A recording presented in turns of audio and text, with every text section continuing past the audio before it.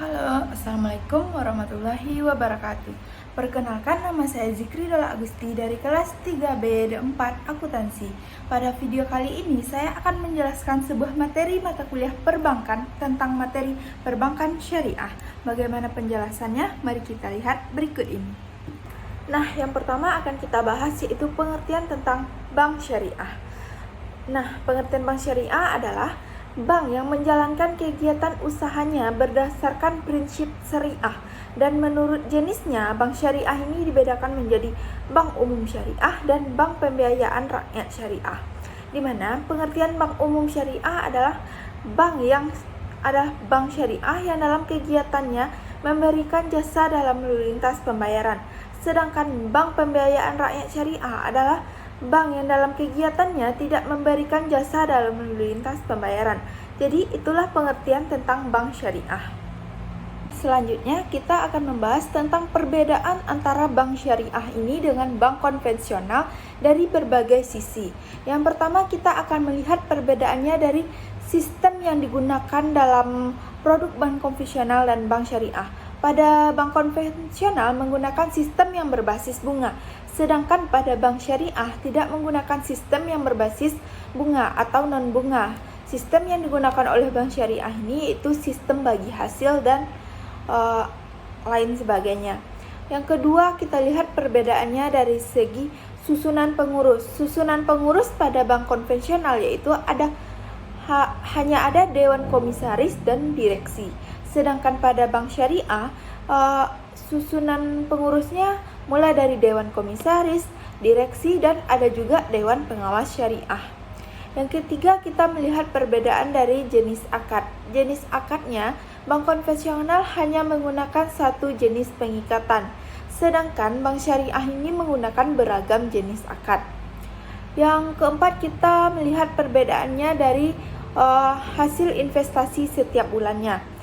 Bank konvensional hasil investasi setiap bulannya itu tetap, sedangkan bank syariah berfluktuasi sesuai kinerja bank. Yang kelima, kita akan melihat perbedaan dari penyaluran dana. Pada bank konvensional, penyaluran dananya kepada semua bisnis yang menguntungkan. Sedangkan pada bank syariah, penyaluran dananya hanya bisnis menguntungkan yang sesuai dengan prinsip syariah. Dan yang terakhir, perbedaannya dari sisi fungsi sosial. Pada sisi fungsi sosial, bank konvensional ini tidak ada fungsi sosial. Sedangkan pada bank syariah terdapat dapat berperan sebagai lembaga amil zakat pada fungsi sosialnya. Jadi itulah perbedaan yang mendasar antara bank konvensional dan bank syariah yang bisa saya jelaskan. Nah, selanjutnya kita akan menjelaskan tentang produk-produk bank syariah. Ada 5 produk bank syariah yang akan saya jelaskan. Yang pertama yaitu tabungan syariah. Pada tabungan syariah ini merupakan kesepakatan atau akad antara nasabah dengan bank, yaitu akad mudharabah tentang simpanan yang pengelolaannya diberikan kepada bank dengan sistem bagi hasil. Produk syariah ini menerapkan sistem bagi hasil, jadi bukan bunga, karena unsur riba yang tidak halal kalau kita menetapkan unsur bunga seperti bank konvensional. Yang kedua, ada produk bank syariah yaitu deposito syariah. Deposito syariah ini adalah produk simpanan yang berjangka yang dikelola oleh bank syariah. Produk ini bisa didapatkan untuk nasabah perorangan atau perusahaan dengan menggunakan prinsip mudharabah. Yang ketiga, ada produk bank syariah yaitu gadai syariah. Gadai syariah ini adalah produk pinjaman tunai dari bank syariah kepada nasabahnya. Khususnya dalam hal ini, gadai syariah menggunakan akad ron atau ijarah sebagai syarat utama. Nasabah wajib menyerahkan barang jaminannya. Pada penerapannya, jika nasabah atau debitur tidak sanggup melunasi cicilan, barang jaminan akan dijual untuk menutupi utang. Jika harga jualnya melebihi utang, kelebihannya akan dikembalikan kepada debitur. Dan yang keempat, ada produk bank syariah yaitu pembiayaan atau pinjaman syariah. Pinjaman syariah ini adalah produk pinjaman dari bank syariah. Nasabah wajib melunasi utang tersebut dalam bentuk pembayaran langsung atau cicilan. Transaksi semacam ini tidak tergolong riba selama bertujuan untuk tolong-menolong dan tetap mengikuti syariat. Dan yang terakhir ada produk bank syariah, yaitu giro syariah. Giro syariah ini adalah produk simpanan di bank syariah yang dana bisa ditarik dengan menggunakan cek atau bilet giro selain kartu ATM. Jadi itulah produk-produk bank syariah yang bisa saya jelaskan. Selanjutnya ada beberapa jenis laporan bank yang bisa dihasilkan, seperti laporan laba rugi, laporan neraca, laporan perubahan ekuitas, dan laporan arus kas. Dari laporan-laporan tersebut tentunya ada perbedaan antara bank syariah dengan bank konvensional. Di sini saya akan mencoba memberikan salah satu contoh perbedaan laporan dari laba rugi. Seperti pada bank konvensional, pada pendapatan terdapat akun pada laporan laba rugi seperti akun pendapatan bunga dan beban bunga dari aktivitas operasinya. Sedangkan pada bank syariah tidak terdapat akun-akun tersebut, melainkan pada bank syariah ini terdapat akun pendapatan dari penyaluran dana seperti pendapatan dari piutang dan pendapatan dari bagi hasil. Selain itu masih banyak perbedaan-perbedaan lainnya pada laporan laba rugi antara bank syariah dengan bank konvensional ini. Nah, selanjutnya ini ada perbedaan laporan dari neraca antara bank syariah dengan bank konvensional. Saya melihat perbedaan dari bank syariah, yaitu Bank Syariah Indonesia atau BSI dengan Bank Mandiri. Perbedaan pada neraca pada bank konvensional ini terdapat akun tagihan spot derivatif, sedangkan pada bank syariah tidak ada akun tersebut. Dan juga pada bank konvensional ini terdapat akun tagihan atas surat berharga yang dibeli dengan janji akan dijual kembali. Sedangkan pada bank syariah tidak terdapat akun tersebut. Dan yang ketiga perbedaannya pada halaman ini yaitu pada bank konvensional terdapat kredit yang diberikan, sedangkan pada bank syariah itu terdapat piutang yang diberikan kepada nasabah. Jadi itulah beberapa perbedaan dari laporan neraca antara bank konvensional ini dengan bank syariah. Selanjutnya ada beberapa jenis-jenis penghimpunan dana pada bank syariah.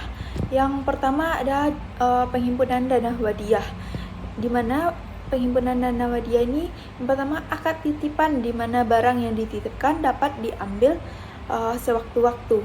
Kedua, pihak yang menerima titipan dapat meminta jasa untuk keamanan dan pemeliharaan barang yang dititipkan. Ada dua jenis wadiyah, yaitu wadiyah amanah dan wadiyah yadamanah. Wadiyah amanah tadi, pihak yang menerima titipan tidak diperkenakan mengambil manfaat dari barang yang dititipkan. Contohnya yaitu safe deposit box. Yang kedua ada wadiyah yadamanah, adalah pihak yang menerima titipan diperbolehkan mengambil manfaat dari yang dititipkan. Contohnya giro tabungan. Selanjutnya ada produk penghimpunan dana yaitu mudharabah. Akad mudharabah ini yaitu akad usaha dua pihak di mana salah satunya memberikan modal atau sahibul mal, sedangkan yang lainnya memberikan keahlian atau mudharib. Modal 100% berasal dari sahibul mal. Yang ketiga, nisbah keuntungan disepakati di muka oleh kedua belah pihak, termasuk penentuan revenue dan profit sharing. Jika untung, maka bagi sesuai nisbah yang disepakati. Namun, jika rugi, seluruhnya ditanggung oleh sahibul mal, kecuali jika kerugian bukan karena kelalaian mudharib. Yang terakhir, modal dapat dikembalikan kepada sahibul mal secara berangsur-angsur. Mudharabah ini ada dua jenis, ada mudharabah mutlaqah dan mudharabah muqayyadah. Mudharabah mutlaqah ini adalah mudharib diberikan kebebasan dalam mengelola dana sahibul mal. Sedangkan mudharabah muqayyadah ini kebalikannya, mudharib wajib mengelola dana sesuai dengan keinginan sahibul mal, misalnya kepada proyek atau nasabah tertentu. Nah, yang terakhir kita akan membahas tentang jenis-jenis produk penyaluran dana bank syariah. Ada beberapa jenis produk penyaluran dana bank syariah. Yang pertama ada murabahah. Pada murabahah, akad jual beli di mana bank bertindak selaku penjual dan nasabah selaku pembeli. Harga beli diketahui bersama dan tingkat keuntungan untuk bank disepakati di muka. Bank dapat meminta uang muka dari nasabah. Dalam fikih klasik, murabahah dilakukan secara tunai dalam praktek perbankan. Nasabah dapat membayar secara cicilan. Karena tidak membayar secara tunai, nasabah dapat diminta untuk memberikan jaminan. Apabila nasabah melunasi sebelum jatuh tempo, maka dapat diberikan diskon sesuai kesepakatan bersama. Produk penyaluran dana yang kedua ada salam. Pada salam ini, akad jual beli tangguh atau pesanan di mana pembayaran dilakukan di muka dan barang diterima beberapa waktu kemudian. Dalam pembiayaan ini, bank bertindak selaku pembeli sedangkan nasabah bertindak selaku penjual. Uang pembelian diberikan di muka kepada nasabah. Barang yang dipesan harus memiliki spesifikasi dan jumlah satuan yang jelas dan standar. Biasanya diterapkan untuk pembiayaan produk pertanian atau produk-produk yang terstandarisir. Produk penyaluran dana yang ketiga ada ijarah. Pada ijarah ini, akad sewa-menyewa di mana bank sebagai pemberi sewa atau mu'jir dan nasabah sebagai penyewa atau mustajir. Pada umumnya, bank tidak memiliki barang, tetapi menyewa dari pihak lain dan kemudian menyewakan lagi kepada nasabah dengan nilai sewa yang lebih tinggi. Hal ini dibolehkan selama tidak ada kaitan antara akad sewa pertama dengan akad yang kedua. Sebagai mu'jir, bank bertanggung jawab atas pemeliharaan aset yang disewa. Produk penyaluran dana yang selanjutnya itu ada istisna. Pada akad istisna mirip dengan akad salam. Perbedaannya terletak pada objek yang dibiayai dan cara pembayarannya. Pada istisna, objek yang dibiayai bersifat customized, sehingga harus dibuat lebih dahulu. Sedangkan pada salam, objeknya berupa objek yang dibeli atau dibiayai terstandarisasi. Pada salam, pembayaran oleh bank dibayar di muka sekaligus, sedangkan pada istisna, pembayaran oleh bank dapat dicicil atau bertahap. Umumnya diterapkan pada produk jasa konstruksi seperti pembiayaan pembangunan atau renovasi rumah. Produk penyaluran dana yang selanjutnya itu ada musyarakah. Pada musyarakah ini atau akad joint venture di mana bank dan nasabah sama-sama memberikan modal atau patungan dalam usaha yang akan dijalankannya. Nisbah keuntungan disepakati di muka oleh kedua belah pihak, termasuk penentuan revenue dan profit sharing. Porsi nisbah boleh berbeda dengan porsi modal, asalkan disepakati bersama. Keuntungan dibagi sesuai nisbah yang disepakati. Kerugian ditanggung oleh porsi modal masing-masing. Selaku partner bisnis, bank berhak ikut serta dalam pengaturan manajemen. Produk yang keenam ada produk RON, yaitu RON dalam syariah memiliki dua makna, fidusia dan gadai. Fidusia itu penyerahan barang tapi hanya dokumennya saja yang ditahan. Sedangkan gadai penyerahan barang secara fisik.